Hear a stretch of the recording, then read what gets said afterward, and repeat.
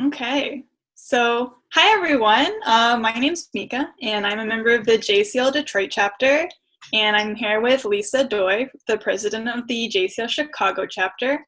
And we are going to be talking about the experience of resettlement after the incarceration of Japanese Americans during World War II, and specifically resettlement in the Midwest. Is there anything you wanted to add to that, Lisa? No, thank you. Should we jump in? Yeah. Yeah, so why don't we start from the beginning in terms of what resettlement was and how people ended up in the Midwest. All right. Did you want to kick us off, or should I talk a little bit? Yeah, do you want to start about um, do you want to explain what resettlement was like from a really basic level, or do you want me to do just like a really quick snapshot of what the resettlement process looked like? Um, I mean, it sounds like you kind of have a spiel that you have at the ready, so Okay. I'd love to hear it. So when we talk about resettlement, this was a process that occurred sort of maybe post 1942, where Japanese Americans who were incarcerated over the course of the incarceration experience, there were different opportunities and ways for Japanese Americans to leave camp. Some people left because they were college students and they were able to be admitted to colleges outside of the West Coast. Some people were able to sort of get permission to do temporary, typically sort of farming jobs in Colorado, Utah, Wyoming. And then a big part of the incarceration experience was this process called dispersal resettlement, in which people were granted leave clearance from the WRA and were allowed to resettle to cities outside of the West Coast. And a lot of folks ended up resettling to the Midwest because it was, there were cities like Chicago and Detroit that had jobs. It was not on the West Coast, and it was not in the South. So there was sort of less paranoia or apprehension about existing racial politics. And really that's, in my understanding of the history, what drew people to cities in the Midwest, where Japanese Americans could find housing and could find jobs and could start lives that were hopefully less discriminatory than the experiences they had on the West Coast. And some people, this was very short. They maybe moved to a Midwestern city from 1943 to 1946 and then returned to their pre-war home. But for a number of Japanese Americans, they stayed in these resettled cities and made the rest of their lives there. So we'll talk, I think, a little bit about both of those experiences, the folks who stayed very briefly and then people who stayed much longer term. Anything you would add about what resettlement was? I think maybe one of the details that I find really interesting is that when we think about the timeline of kind of World War II and Japanese American incarceration, one might think that resettlement happened after the war had ended in 1945, 1946, as the camps were closing. But as you mentioned earlier, I think it's really important to note that this resettlement process started in 1942, which was still when lots of families were only just beginning to enter the incarceration camps. And to think about why that turnaround was so quick, right? Yeah, and before we started recording, we talked a little bit about resettlement as a process of assimilation.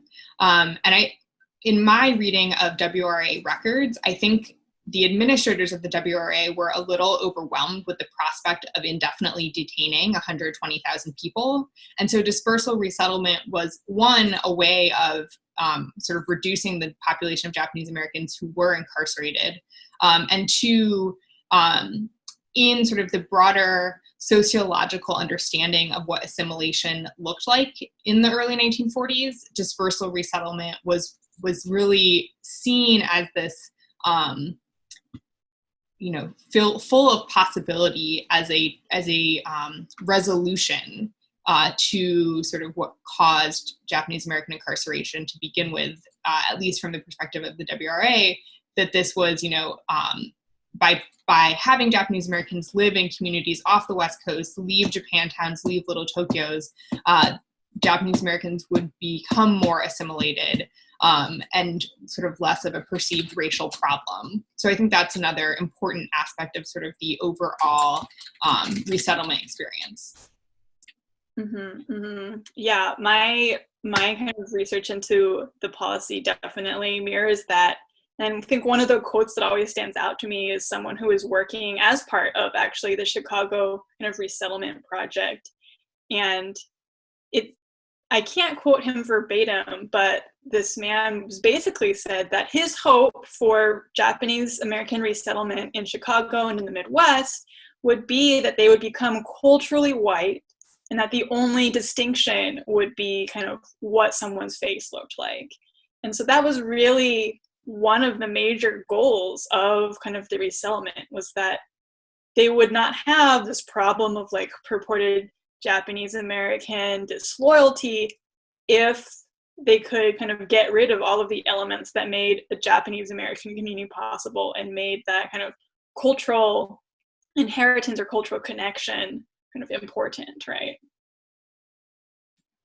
Yes, I was just looking this quote up because I wanted to make sure I got it right. But Dylan Meyer, who was the director of the WRA, in his autobiography wrote, quote, "The most important result of the WRA program was the relocation of more than 50,000 Japanese Americans all across the United States. This dispersion of the population led to an understanding and an acceptance on the part of the great American public that would have never been otherwise possible." So I think that just sort of illustrates how central to the WRA's existence this notion of resettlement was. So maybe we can move on from like what resettlement mechanically looked like, or like philosophically looked like, to maybe the experience when people actually got to Detroit and Chicago. Do you want to talk about like sort of the early 40s experience of what life was like for Japanese Americans in Detroit? Yeah, sure. I think the big thing to mention here is that even as they had these kind of high ideals of what resettlement would do or how it would function, is that when you get down to kind of the nuts and bolts of the actual lived experience of this, it was a lot harder than that makes it sound. Like all of the propaganda was saying things like, "Oh, come to Michigan. The farming is ample. You can farm cherries here. You can farm this. You can farm that." And some Japanese American families did come to Michigan to farm various things on land. But far and away, I think the more common experience was to get to this city, to not know anyone, and to have a really difficult time trying to find places to live. Because while there were people who were able to secure their employment and then secure their homes, there were just as many people who really struggled to get a letter from an employer willing to bring them from the camp into these cities. And for people who would put down payments on houses, for instance, in a particular part of Detroit, only to be told by the real estate agent, "Oh, that neighborhood won't rent to a Japanese person," or I guess the term of the time was an Oriental, right? "That neighborhood won't rent to you." And there's an oral history from someone named Walter Miao, who was saying that his family could not find a home that would rent to a Japanese family. So finally his wife took a job as a live-in housekeeper, hoping that they would also take her husband to live there with them. And that ended up being their way into their kind of first home in Detroit. So I think really the takeaway there is that there was not a whole lot of kind of support for this kind of resettlement policy, where there would be lots of resources to help you get settled. And in Detroit, what ended up happening is that, of course, Japanese Americans who were either living in Detroit before the war or had come slightly earlier were beginning to build these networks, where a Japanese family that did have a house in Detroit would end up being kind of a boarding house for recently arrived Japanese Americans from the camps, as they then tried to procure more permanent housing. Yeah, do you want to talk more about sort of the networks or resources the Japanese Americans developed for each other and themselves? Yeah, sure. I think two of the main ones that come up is the Buddhist church. and the JCL. So in terms of the Buddhist church, while there is no longer kind of a Japanese Buddhist church in Detroit, there was at the time one that would be able to kind of work with newly arrived Japanese Americans to help people find housing in different areas of the city. And it served a very vital function in that kind of initial resettling, right? And for the part of the JCL, the Detroit chapter was founded in 1946. So right after World War II, as a lot more people were coming out of the camps and into the Midwest. And the kind of couple that founded the Detroit chapter also played a huge role in finding jobs for people who did not yet have them, or finding, for instance, different kinds of social communities that people could then use to feel more at home in this strange new city, this strange new part of the country. He's well known for having started the golf club for kind of newly arrived Japanese Americans. Yeah, I think that really echoes a lot of the experience in Chicago. Chicago was actually the largest resettlement city in America. So at its peak, there were an estimated 20,000 Japanese Americans who came to Chicago. Again, not all of those people stayed long-term in the city. But I think the experience in Chicago was one where it was pretty easy to find a job, but much harder to find housing. And so people were living, Chicago, I think, was in sort of this wartime manufacturing boom. So lots of people were coming to Chicago because there were lots of jobs. And so you hear stories of people whose experiences in Chicago were in just like terrible housing conditions, where you'd wake up with you could see the bed bugs crawling like on you in the middle of the night because there were just so many of them. And I think there was similarly a tension amongst landlords about whether or not they wanted to rent to Japanese Americans. One of the things that comes up in Chicago as well is that, another big population that was coming to Chicago at the same time was an influx of African Americans from the South coming up for the same kinds of jobs that were enticing Japanese Americans to Chicago. And so landlords were pretty clear in their preference to rent to Japanese Americans if their other choice was having Black tenants. And so there was some benefit that Japanese Americans got from that in being able to sort of get some housing, even if it was undesirable housing. And so when you look at where Japanese Americans lived in Chicago, there's some, in the beginning, in the sort of 1940s, there's some clear evidence that Japanese Americans were living sort of as the buffer between Black and white neighborhoods that were in the process of becoming more and more Black. Landlords would prefer to rent to Japanese Americans to try to sort of stave off having more and more Black tenants in their neighborhood. But I think similarly, Japanese Americans had to build a lot of social infrastructure and resources for themselves. And so you see a greater concentration of Japanese Americans living together in spite of the WRA's desire for assimilation. And so initially in Chicago, that's on the south side in Hyde Park, and on the near north side around Clark and Division, where you see greater concentrations of Japanese Americans because someone, leaves camp, gets a job, gets an apartment, tells their friends or tells their parents about it, and then whoever they're writing to comes up and joins them and lives nearby or in the same building. And then eventually Japanese Americans, even not that long, certainly before the 1950s, Japanese Americans become landlords and start, running their own boarding houses and hotels for people to live in their buildings. There were several Buddhist temples. There were 2 Buddhist temples that are still here in Chicago. And then I think the biggest, a JSL chapter started as well in the mid-1940s. But there was specifically an organization called the Chicago Resettlers Committee that was founded to help support Japanese Americans who were resettling, to help them find jobs, housing, and then eventually sort of to provide social services like basketball leagues and there were girls' clubs, which I think were sort of like semi-formal social clubs that would host dances, and they would host dances sometimes with the different basketball leagues, the boys' basketball leagues. And the Chicago Resettlers Committee became what is now the Japanese American Service Committee. So there are still sort of lineages of that, those institutions to this day that you can see, which maybe brings us forward in time. So I think we've sort of touched on the immediate, experience of the 1940s. When do you want to move to? Like, sort of what other moments between 1940 and today do you think are significant in understanding the Japanese American experience in Detroit? I mean, something you said, I think, when you were talking about kind of the great migration of African Americans from the South into northern cities, I think is something that I also want to bring up in the Detroit context.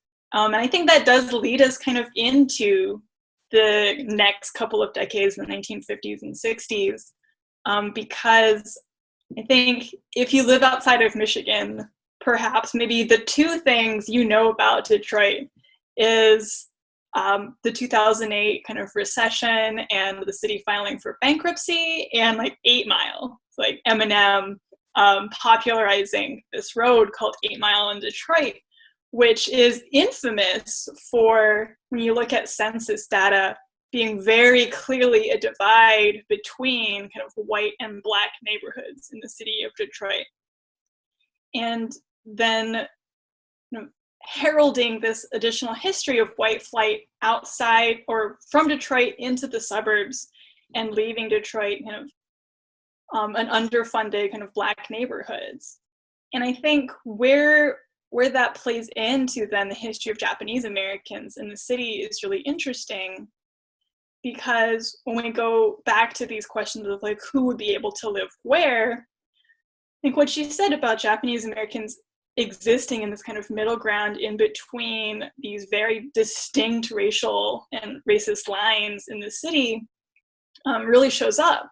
Because, for instance, I mentioned Walter Meow and his kind of housing adventures, and they continued, right? So when he was unable to find someone who would rent to him in a certain area of Detroit, he then found a house who would rent to him in an area near a street called Livernois Avenue. But then later, he found that when an African-American family tried to buy a house in the same area, people burned it to the ground because they didn't want Black people living in their neighborhood. And he remembers very distinctly thinking like, oh my God, we can't live here. This is not a good place to live if that is the response to people who are not white, right? And then thinking about what perceptions of race were kind of allowing in that moment his family to live in this neighborhood, while also kind of very violently disallowing this other family from living there. And that continues to happen through the 50s and the 60s. And we can hear from oral histories, for instance, there's a woman named Mary Kamidoy who was working in the Ford Motor Company. So she wanted to move to Dearborn, which is where kind of where Ford is based, and it's a city next to Detroit. But the real estate agent she was talking to was like, oh, if you move here, you're going to be on your own. And she didn't quite understand. She's like, oh, I mean, I'm planning to pay for this house on my own. He's like, oh, no, if you move here, we're not responsible for what happens next. So if something happens to you because your neighbors don't want you there, the mayor will not help you. The police are not going to step in on your behalf. You will be alone. And this ended up kind of being this continuing story throughout the next couple of decades as kind of the racial division in Detroit grew increasingly more apparent, and the role of what kind of anyone who was not white or Black was going to play in that also became increasingly in question, right? Because one minute you could be seen as like a white passing model minority, and the next you could be seen as someone who is taking someone else's job, right? Yeah, I think there are similar stories from oral histories in Chicago. There's sort of a famous in the world of Chicago oral histories interview with Ben Chikaraishi, who talks about how he and his family bought a house in Morton Grove, which is a suburb of Chicago, I think in the early 60s, and actually had the house attacked. I can't remember if it was someone threw like a small bomb into it or just threw brick through the window. But, you know, it was very clear that early integration of the suburbs was, you know, not something that his white neighbors were going to stand for. At the same time, you know, one of the things I've researched is residential patterns of Japanese Americans from the 40s to the 70s. And there is this very clear pattern that mirrors white flight of Japanese Americans moving from their original neighborhoods in Hyde Park and on the near north side further and further north through neighborhoods in Chicago like Uptown, Lakeview, Lincoln Park, and then out into the suburbs. So by the time you get to the 70s, 80s, and especially the 90s, you know, Japanese Americans are living in Chicago's northern suburbs like Evanston, Wilmette, Glenview, Morton Grove, Skokie, and they've picked what would become or what already were really affluent suburbs that I think is sort of a combination of you know, the very middle class upbringing that Sansei in Chicago had, coupled with sort of this just massive suburbanization that America saw through, you know, the 60s, 70s, that Japanese Americans sort of were able to participate in, even if it was at slightly a delayed timescale to when you saw really, you know, white flight out of cities like Chicago and Detroit.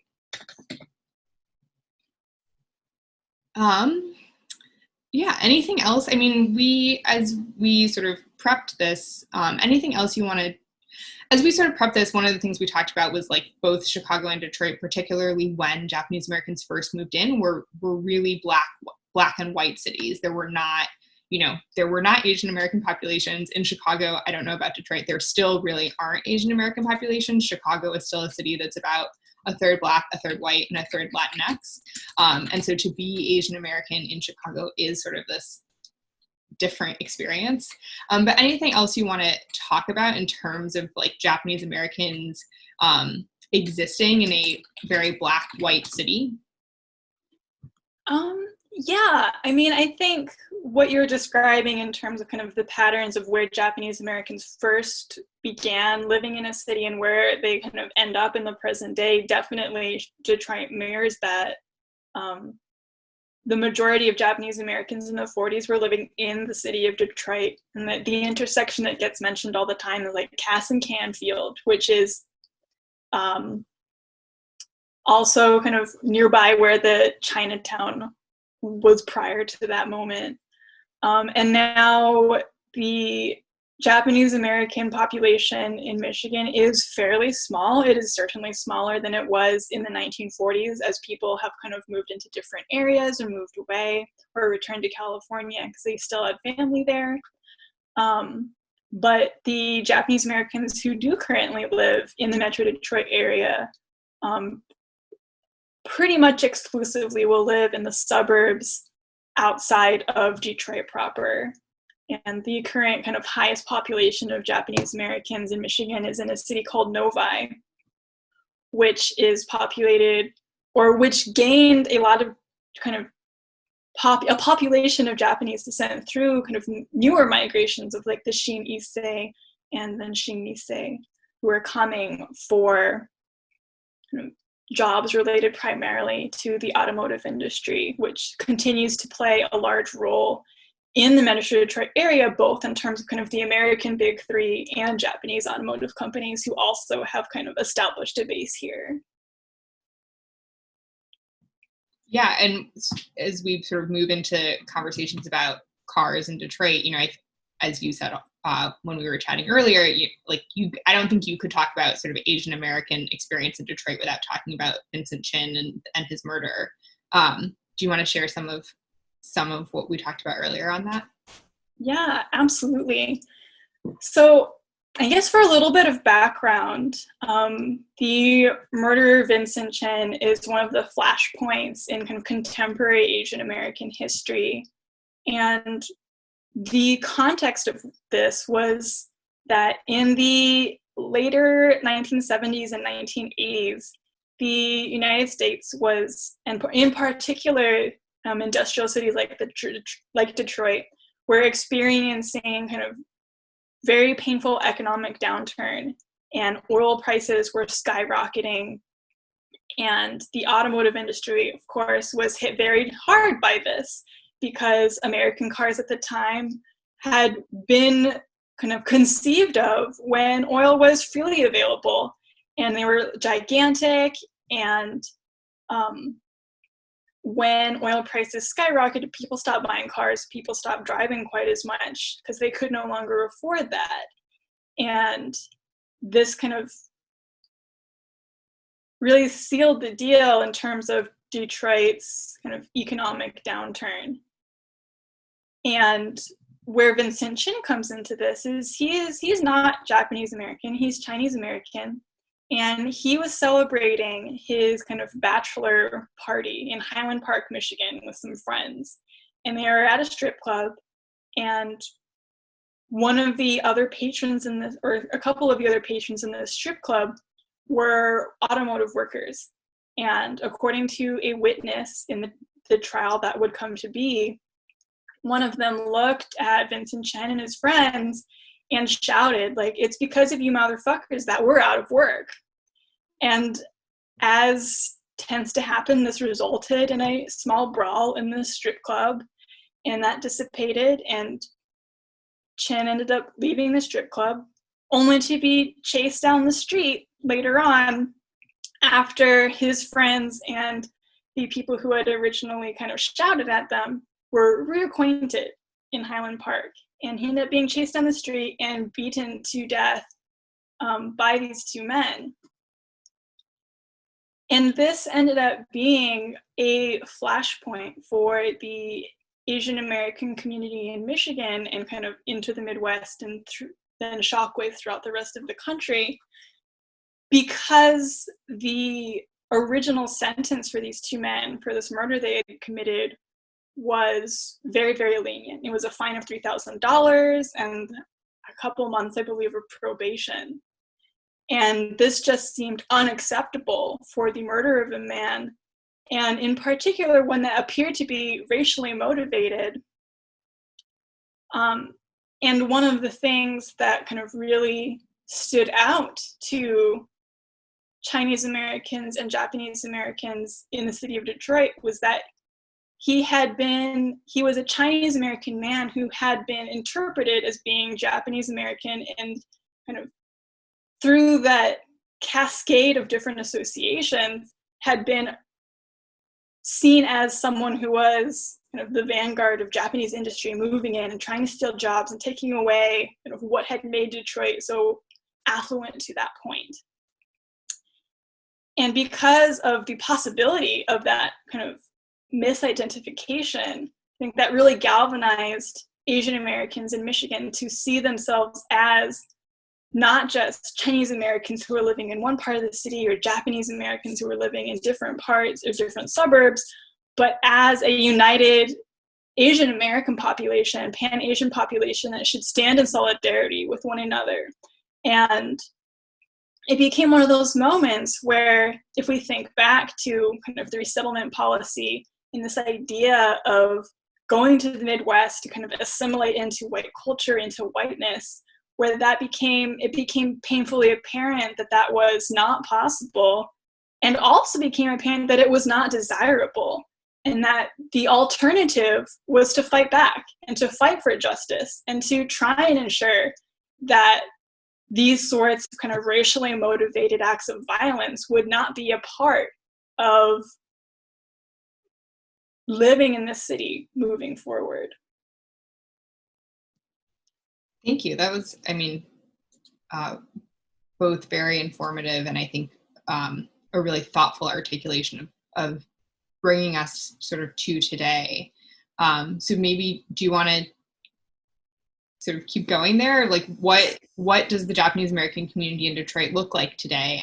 And if someone were, moving to Detroit right now, sort of what kinds of experiences, what kinds of Japanese American experiences or community would they have there?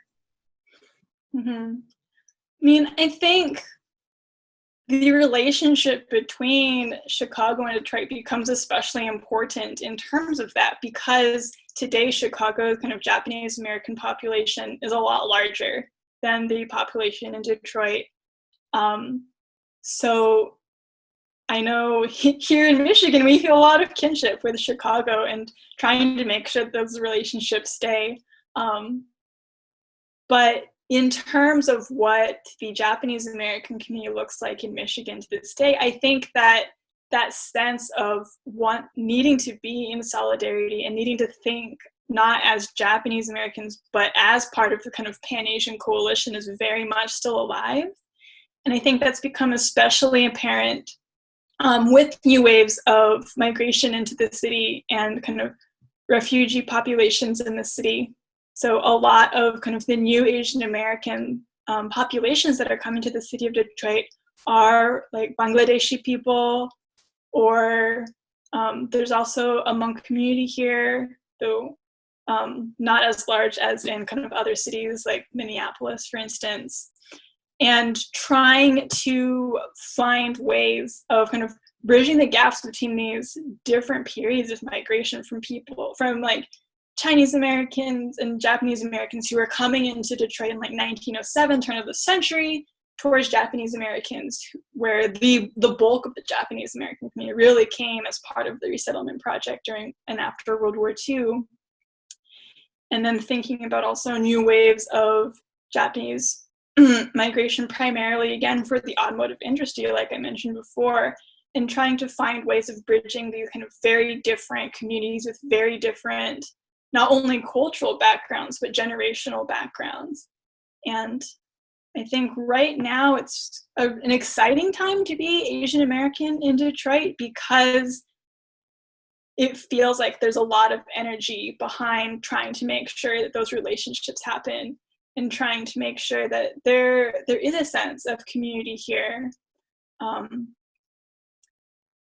And I guess if one were to consider moving to Detroit as a Japanese American right now, I'd say you should check out new organizations that have kind of begun trying to put together community potlucks, community programming, particularly for families with small children, like Rising Voices of Asian American families, which does a lot around kind of Asian American womanhood and a lot around these different kind of Asian American histories that are all networking themselves across the city in the metro area. And are you from Detroit originally, or did you move to Detroit recently? I am actually a transplant here. I am originally from California, like many Japanese Americans, and came here seven years ago for school, but have begun learning kind of this history as part of trying to find out what my place would be as an outsider coming into kind of this Midwest community, and to thinking about how to make that history known and alive in the hearts of people who are living here, right? People like me. Yeah. Like, would you mind talking a little bit about sort of what your experience of a Japanese American community, if you had one growing up, was like, sort of to what you're experiencing in Detroit, and maybe like, is it what you expected, or if so, how so, and if not, how is it different? Yeah, I think it's kind of funny that I have become so involved in the JACL, or Japanese American Citizens League, only after moving to Michigan, because growing up, it was not on my radar at all. My Japanese American community came from the Buddhist church. Shout out to the Southern Alameda County Buddhist Church. And kind of where JCL came into my radar was being an undergraduate student at UC San Diego.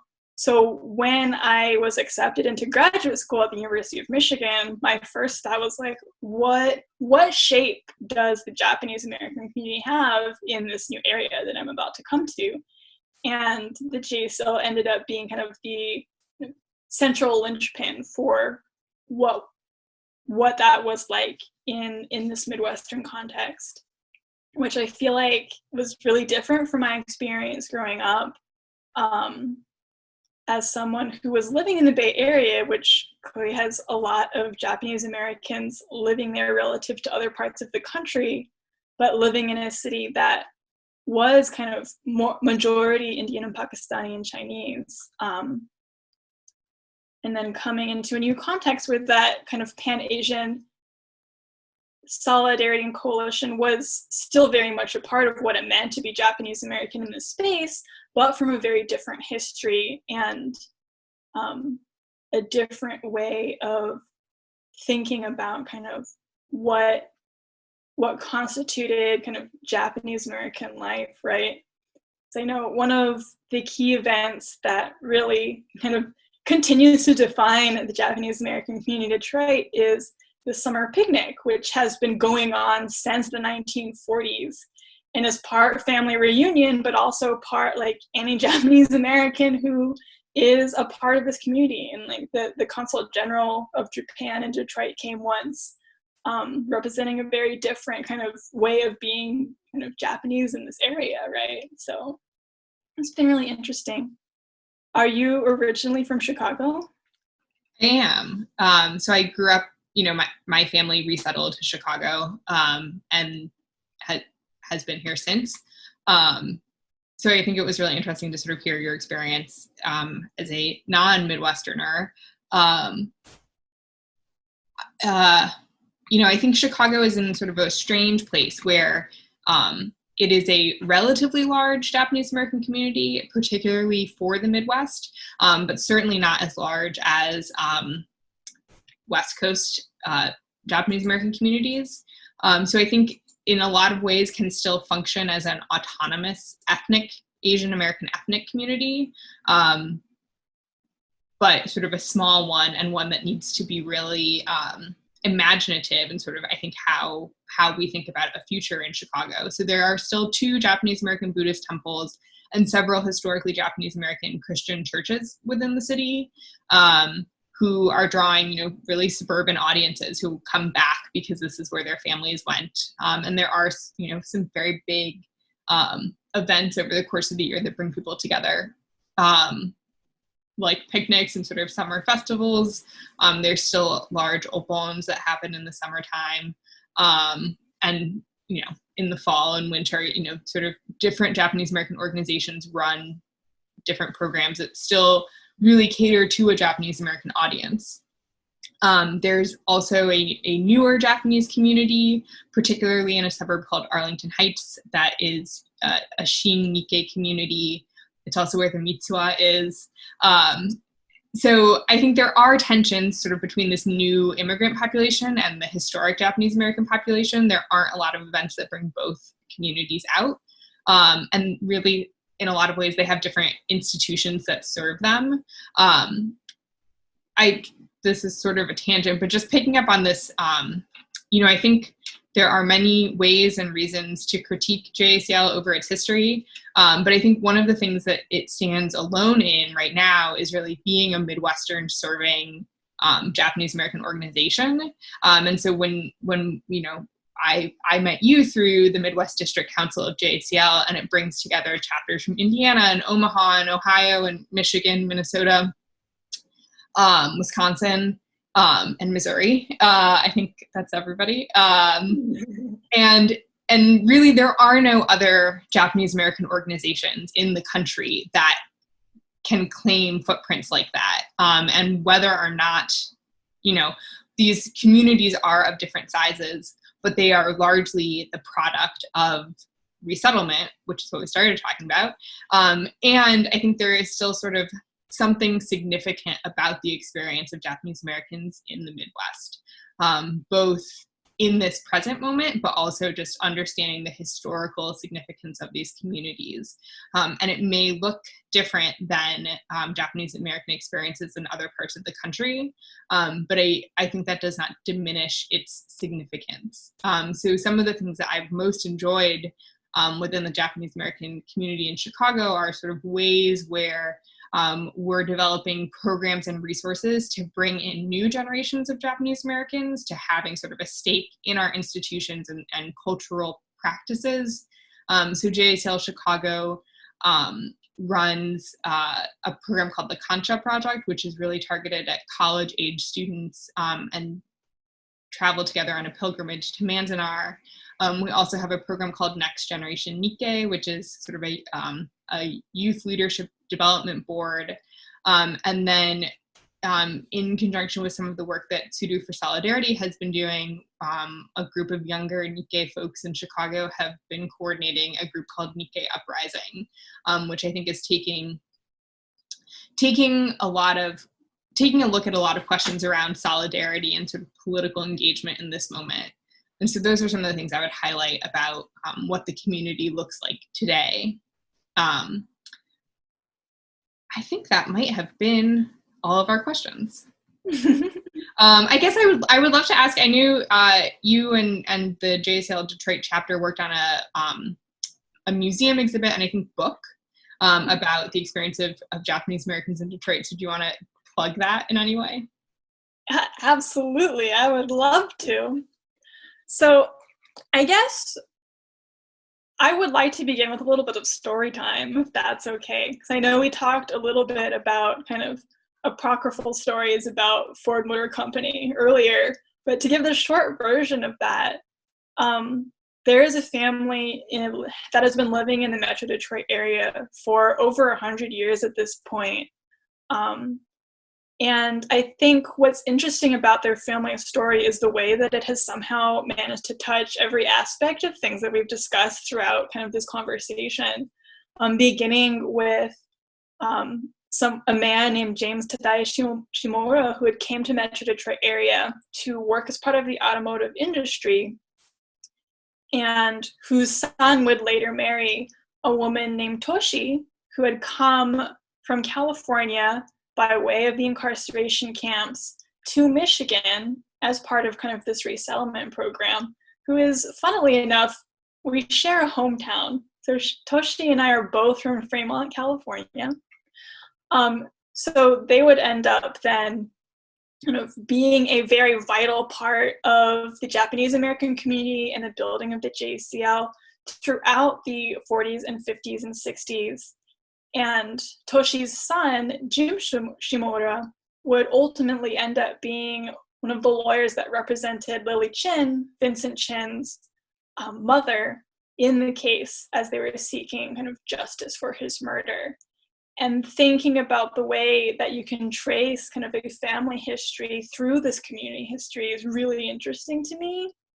And where that sort of comes to a head is thinking about this project called Exiled to Motown, which began life as a series of oral histories that was published in a book in 2014 about primarily Japanese Americans building community in the Metro Detroit area, as well as telling the stories of how they got here, which for a lot of them was a result of this resettlement project.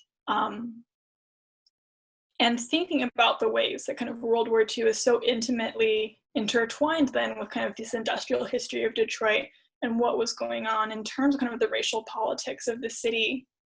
And that is really what kind of compelled building out that collection of oral histories and thinking about it in this kind of broad context of what it means to have a history of World War II and a history of this Midwestern kind of industrial city, and how telling this story that is by no means kind of this well-known central part of Asian American history ends up being very, very much a part of it, even if the players in it are relatively few, right?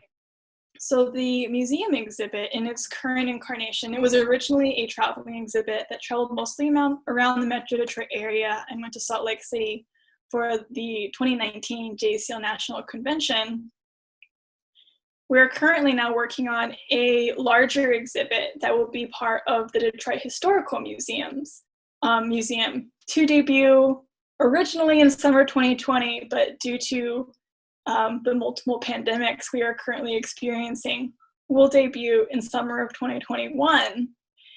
And one of the things that we really wanted to emphasize in kind of this second incarnation of the exhibit was the ways that we can learn about history and think about how that applies to our current lived presence, how that applies to the communities and solidarities that we want to continue to build, and where that intersects. For instance, Sudo for Solidarity does a lot of work around kind of incarceration at the US-Mexico border and in detention sites that are scattered across the United States.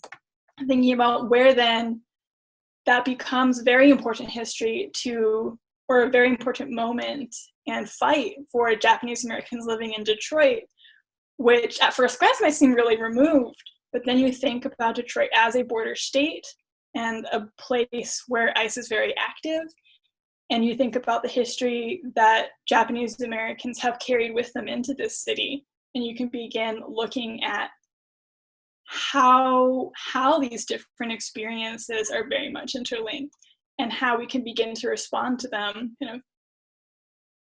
by similarly building these coalitions across seemingly disparate groups and large pieces of kind of the United States geographically. Thanks. I'll ask when this video is shared, if we can also share some links. Are there places where people can learn more about Exile to Motown, either the book or the exhibit? Yes. So if you're interested in purchasing a book, you can search on Google JCL Detroit chapter and send an inquiry through that. If you're interested in learning more about what that oral history project looks like, what the museum project looks like, or perhaps interested in paying a visit later on in 2021, you can visit exiletomotown.org for more information about that project. So. Thank you. I'm excited to come visit in summer 2021. I'll plug a few pieces about resettlement to Chicago. So in the same week that this video is coming out for Tadaima, there will also be the opportunity to watch the Japanese American Service Committee's documentary called Resettled Roots, which is a brief documentary about resettlement to Chicago. The Service Committee recently completed, I think, over 100 oral histories of Chicagoans. And so they edited that down into a short film. And then I will also find some way to share information about a local reporter who recently wrote about a story that asked the question of what happened to Chicago's Japanese American community. Her name is Catherine Nagasawa, and it was a great piece. So if you're looking for more information about resettlement to Chicago, we'll find a way to share that as well.